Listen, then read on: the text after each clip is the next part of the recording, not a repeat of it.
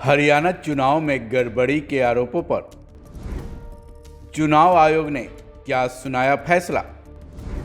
कांग्रेस और बीजेपी में कैसे जमकर ठनी? देखो साहब, इलेक्शन कमीशन ने पिछले कुछ समय में उस पर जितने भी सवाल पूछे जा रहे हैं, खासकर जो इलेक्ट्रॉनिक प्रक्रिया है, इलेक्ट्रॉनिक वोटिंग मशीन है, उस पर आज तक अपनी तरफ से कोई ऐसा जवाब नहीं दिया जिससे लोगों को संतोष हो।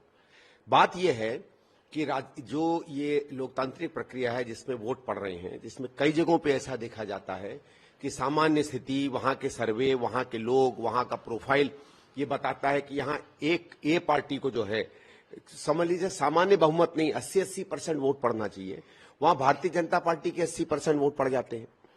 कई बार ऐसा देखा गया कि कंप्लेंट आई वोटिंग के समय कि साहब बटन कोई दबाया, पर्ची कोई आई। ऐसे कई बार होता है।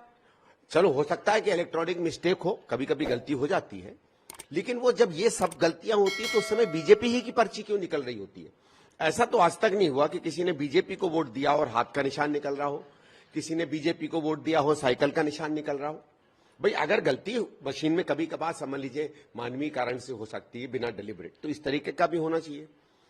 सर्वे कुछ बताते हैं, रिजल्ट कुछ आ जाते हैं, कभी कभी 2-3 घंटे अपडेट नहीं होते। तो ये इन सब चीजों को अगर आप संतोषजनक उत्तर नहीं देंगे और अगर आप ये कहेंगे कि पूछने वाले की मंशा सही है या गलत है, तो ये बात साफ दिखा देता है कि इलेक्शन कमीशन के पास हिम्मत नहीं है कोई भी चीज का जवाब देने की। कांग्रेस का चरित्र ही ऐसा है।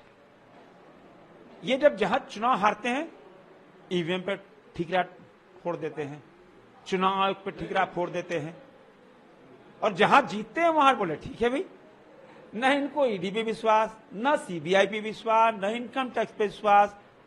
ये कभी कभी तो न्यायालय के खिलाफ भी टिप्पणी कर देते हैं। किस पे विश्वास है? जनता पे विश्वास नहीं।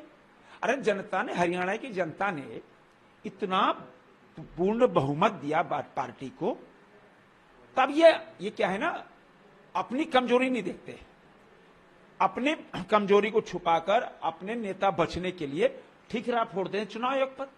एकदम चुनाव आयोग ने सही निर्णय कहा है, और कहा भी है जिस समय चुनाव चल रहा हो उस समय आप ऐसे भ्रमित टिप्पणी करके क्या संदेश देना चाहते हो?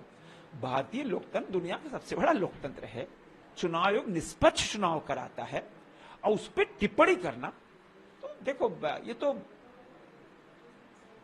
ये कांग्रेस का चरित्र ही रहा है। देश की जनता भाप चुकी है, देश की जनता जान चुकी है।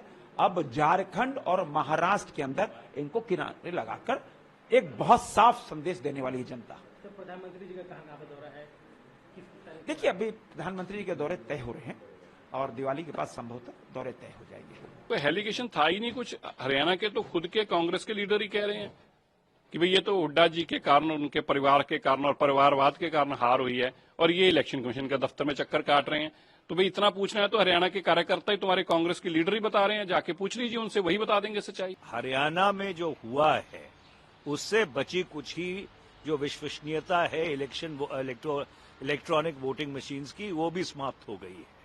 और इसलिए चुनाव आयोग को खुद से पहल करनी चाहिए कि जैसे बाकी मुल्कों में जहां पे ईवीएम का आविष्कार हुआ था, ईवीएम का उपयोग 80 और 90 के दशक में हुआ था, वो सब बैलेट पेपर में वापस चले गए हैं। भारत को भी बैलेट पेपर पे वापस जाना जरूरी है। आप मुझे बताइए कि आप रोज अपना मोबाइल फोन इस्तेमाल करते हैं, आप ये कैमरा इस्तेमाल करते हैं, आप ये माइक इस्तेमाल करते हैं, आप ये लाइव व्यू इस्तेमाल करते हैं, इसको आप चार्ज करते हैं। तो अगर आप चार्ज करके इसको बंद करके छोड़ दें, क्या अगले दिन सुबह इसमें 99% बैटरी होती है? ये तो कोई इसमें रॉकेट साइंस नहीं है। तो इसलिए इसका मतलब कुछ ना कुछ तो हुआ है।